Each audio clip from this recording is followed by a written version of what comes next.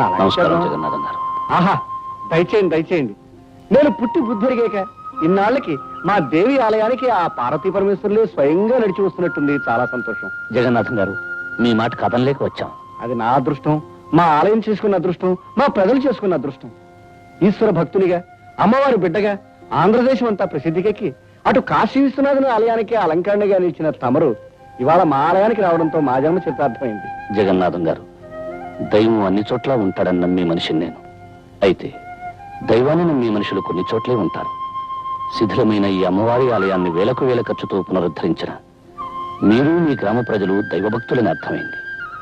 మీ మధ్య ప్రశాంతమైన ఈ పల్లె పట్టున అమ్మవారి ఆరాధనలో నా జీవితాన్ని గడపాలని ఆశించి వచ్చాను. వచ్చిన మీ జీవితాలు, ఇక్కడున్న మా అందరి జీవితాలు తరించే రోజు వచ్చింది శంకరాచార్య గారు. మంచి రోజు చూసి ఆలయంలో అర్చన ప్రారంభించండి. అలాగే. నమస్కారం.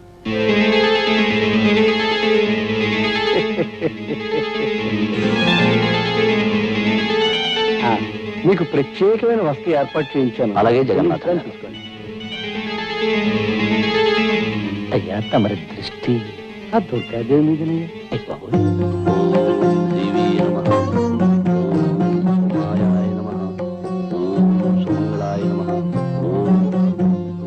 ఏకరూపాయ నమః, ఓం ఏకనాయకే నమః, ఓం మహారూపాయ నమః. ఆ మధ్య గోదావరి పుష్కరాల నాడు రాజమండ్రిలో ఆచార్య గారి అభిషేకం చేయిస్తుంటే కళ్ళారా చూశాను. ఏం శోభ, ఏం తేజస్సు, ఎంత ఆకర్షణ. అప్పటి నుంచి నా మనసు వారి మీదే లగ్నమై ఉంది. ఏనాటికైనా వారిని మన ఊరు తీసుకురావాలనుకున్నాను, తీసుకొచ్చాను. తమ చూపు కడితే వదలరుగా. నిజంగా మన ఊరికి తమరు మహోపకారం చేశారండి. అప్పుడే ఎక్కడ, ఇంకా చాలా చేయదలుచుకున్నారు ఆయన. ఒక్కొక్కరికి ప్రత్యేకంగా చేస్తారు, చూస్తూ ఉండండి. పంతులు మరీ ఎక్కువగా పొగిడేకయ్యా.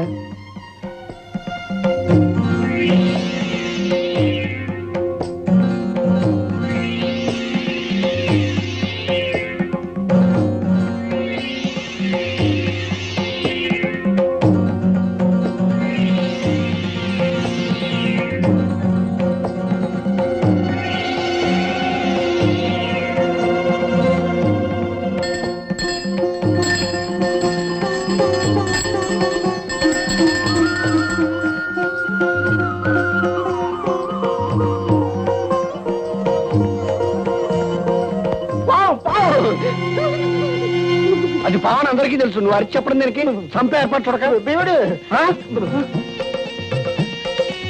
దేవుడు. జగన్నాథం గారు, మీరందరూ కంగారు పడేదాన్ని ఏమీ చేయకండి. అది నా కూతురు రాధమ్మ పెంపుడు పాము. హారతి తీసుకోవడానికి వచ్చింది. పావుని పెంచడం ఏమిటండి? ప్రమాదం కదండి. మనిషి కంటే ప్రమాదమైనది కాదండి. నిజంగా మనం ప్రేమించగలిగితే ప్రతి ప్రాణి మనకు ప్రాణం ఇస్తుంది. ఇది నా నాగరాజన్న.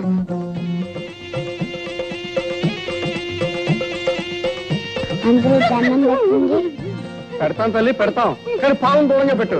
రేపు పంతులు ముందు అన్నం పెట్టవయ్యా. ఆచార్య గారు, మీ పాపతో పావుకి స్నేహం ఉన్నా దాన్ని నలుగురు మధ్య ఉంచడం మంచిది కాదండి. ఎందుకని అడగండి. అడగడం దేనికి? అది కాటేస్తే చచ్చి ఊరుకుంటాం కనుక. కనుక దాన్ని ఏ పుట్టలో వదిలేయమని ఆ చెప్పండి. విషయం మేము ఆలోచిస్తాం. రామారాధా, భయపడకండి. సూరిబాబు, ఏం చేస్తున్నారు నాన్న? నాగన్నకి పాలు పోస్తున్నా. అలాగా. అమ్మా రాధా, నేను మాట చెప్తాను, వింటావా తల్లి? ఏవి నాన్న? రేపు మన నాగన్నని తీసుకెళ్లి పుట్టలో విడిచిపెడదామా? ఆహా, నేను ఒప్పుకోను. నువ్వు చెప్పిన ప్రతి మాట విన్నాను. ఆఖరికి దేవుడికి ఎందుకు ఇచ్చేమంటే ఇచ్చేసాను. కానీ నా ఇష్టమైన నాన్న మటుకు పుట్లో వెళ్ళమంటే నీ వదలను. అది కాదమ్మా, నీ జుట్టు దేవుడికి ఇచ్చావు, పుణ్యం వస్తుంది. అలాగే మన నాగన్ని పుట్టలో విడిచిపెట్టావనుకో, ఇంకా పుణ్యం వస్తుంది. నాకు పుణ్యం వద్దు, ఏం వద్దు. నాకు నాగన్నే కావాలి.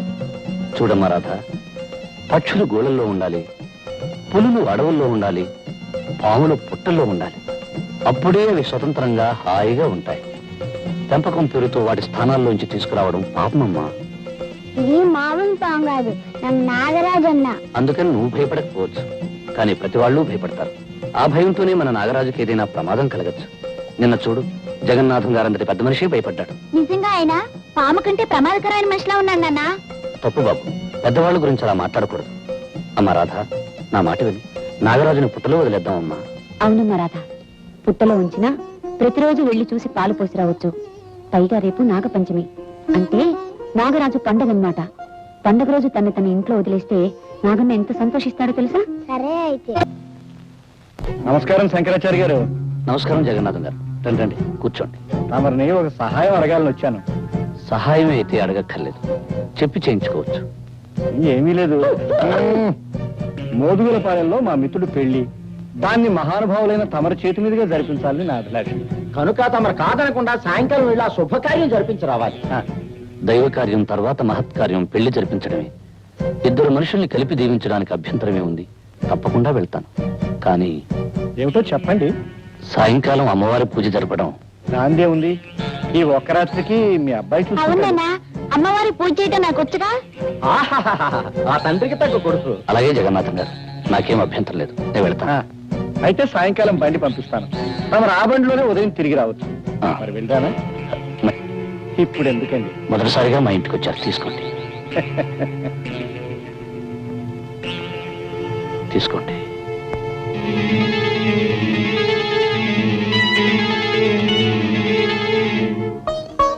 నాగరాజన్న, నాగరాజన్న, నాగరాజన్న, నేను ఎప్పుడూ ఒంటరిగా వదలలేదు. ఈ పుట్ల నుంచి బయటకు వస్తే ఎవరైనా ఏమైనా చేయొచ్చు. కనుక నీ పిలిచినప్పుడు తప్ప నువ్వు బయటికి రాకూడదు. సరేనా? ఒట్టే.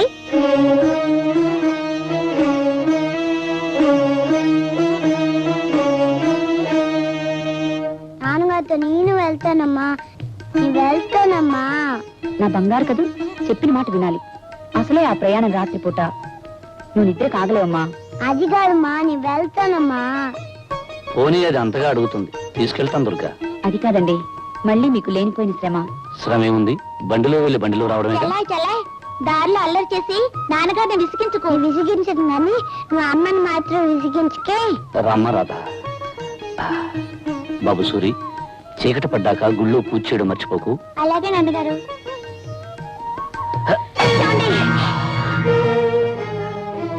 ఏం పర్వాలేదు, జాగ్రత్త. పదమ్మా.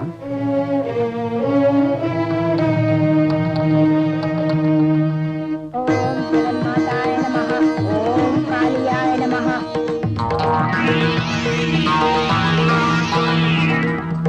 ఓం కర్మశీలాయ నమః.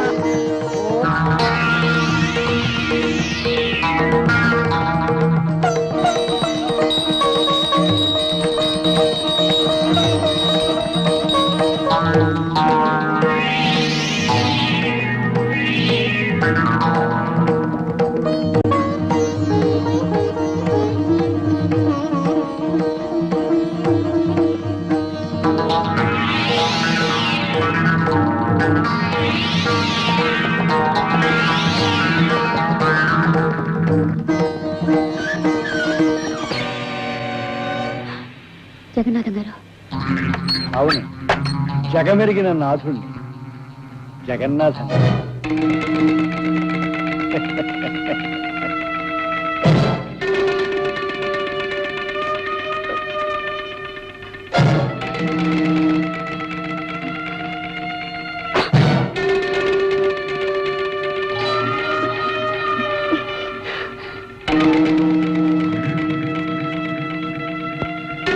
ఏమిటిది?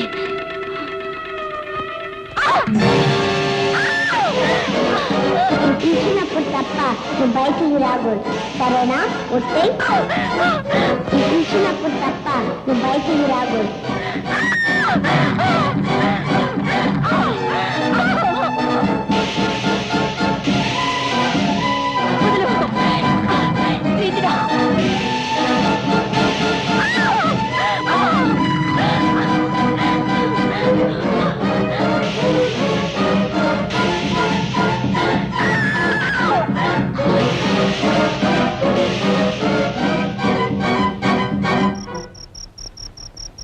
అమ్మా, అమ్మా, అమ్మా.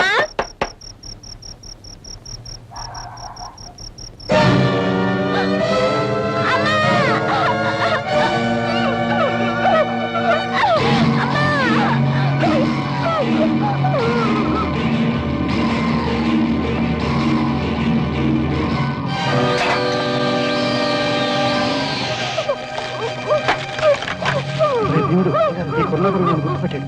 ఎందుకంటే వీడిని మంటలో పెట్టాడు. అలాగే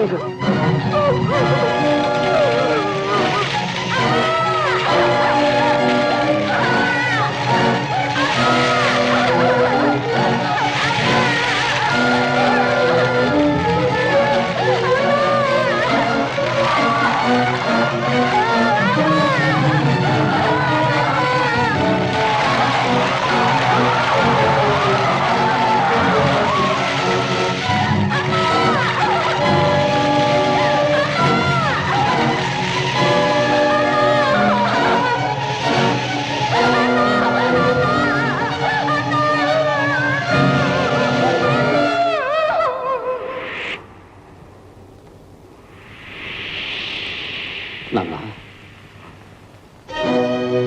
నాన్న బాబు ఈ నాన్న మీద కోపంతో రావేమో మీ నీడను అనుకున్నా తిరిగిన వాడిని మీ మీద కోపం ఎందుకు తెచ్చుకుంటాను నాన్న? అది కాదు బాబు, ఆయనన్న మాటలకు నువ్వు మనసు కష్టపెట్టుకొని అదేమిటమ్మా, ప్రేమతో ప్రాణంలా పెంచుకున్న మీకు కాకపోతే నన్ను మాటలనే అధికారం ఎవరికి ఉంటుంది?